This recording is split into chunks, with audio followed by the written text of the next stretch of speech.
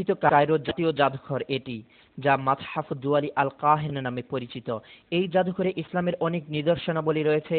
এর মধ্যে ফেরাউন লাযী আদুউল্লাহ ওয়া আদুউন নবী মূসা আলাইহিস সালাম, আল্লাহ ও তার নবী মূসা আলাইহিস সালামের শত্রু, নিজেকে আল্লাহ বলে দাবিদার এবং বহু নারী শিশু হত্যাকারী সেই বিখ্যাত ফেরাউনের লাশের মমি সংরক্ষিত আছে কাচের বাক্সের মধ্যে।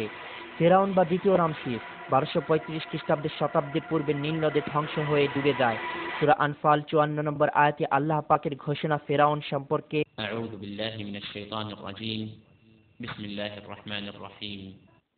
كدأب آل فرعون والذين من قبلهم كذبوا بآيات ربهم فأهلكناهم بذنوبهم وأغرقنا آل فرعون وكل كانوا ظالمين। যেমন ছিল রীতি ফেরাউনের বংশধর এবং যারা তাদের পূর্বে ছিল, তারা মিথ্যা প্রতিপন্ন করেছিল স্বীয় পালনকর্তার নির্দেশসমূহকে। অতঃপর আমি তাদেরকে ধ্বংস করে দিয়েছি তাদের পাপের দরুন এবং ডুবিয়ে মেরেছি ফেরাউনের বংশধরদেরকে।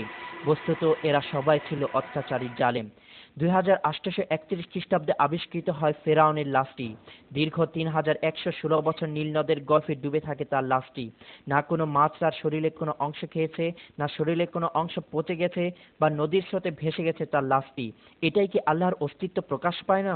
এই জাদুঘরে অন্যান্য লাশ মমি করে রাখা হয়েছে বিভিন্ন ওষুধ মেডিসিন দিয়ে, যেন মমিগুলো পচে না যায়। কিন্তু কোরআনে উল্লেখিত ফেরাউনের লাশটি কোনো প্রকার ওষুধ ছাড়াই আল্লাহর নির্মিত মমি। فاليوم ننجيك ببدنك لتكون لمن خلفك آية وإن كثيرا من الناس عن آياتنا لغافلون